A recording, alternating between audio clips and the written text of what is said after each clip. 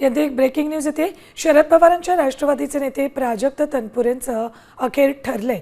शरद पवारांची साथ सोडून ते भाजपमध्ये प्रवेश करतात। 30 मे रोजी त्यांच्या भाजपमध्ये पक्षप्रवेश होणार असल्याची माहिती विश्वसनीय सूत्रांनी दिली। भाजपच्या तिकिटावर तनपुरे विधान परिषद लढणार अशी माहिती मिळते।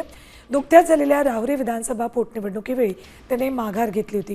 तेव्हापासूनच ते नाराज असल्याची चर्चा होती। अशातच त्यांनी त्यांचे मामा जयंत पाटील यांचा फोटो फेसबुक डीपीला ठेवल्यामुळे भावनिक वातावरण निर्माण झाले। तर प्राजक्त तनपुरे 30 मे रोजी भाजपमध्ये प्रवेश करण्याची शक्यता आहे। अपडेट्स घेऊयात आमचे प्रतिनिधी गणेश कवडे यांच्याकडून। गणेश, प्राजक्त तनपुरे नाराज असल्याची चर्चा होती आणि आता भाजप प्रवेशाची तारीख समोर येते।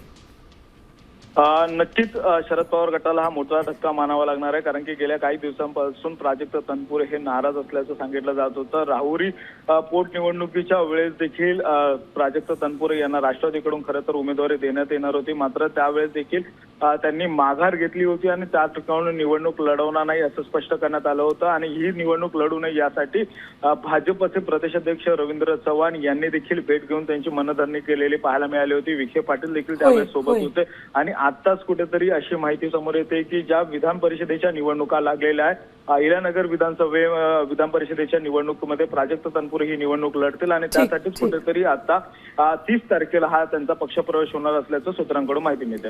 धन्यवाद गणेश संपूर्ण माहितीसाठी। तर तनपुरे ही 30 मे रोजी भाजपमध्ये प्रवेश करणार असल्याची माहिती मिळते।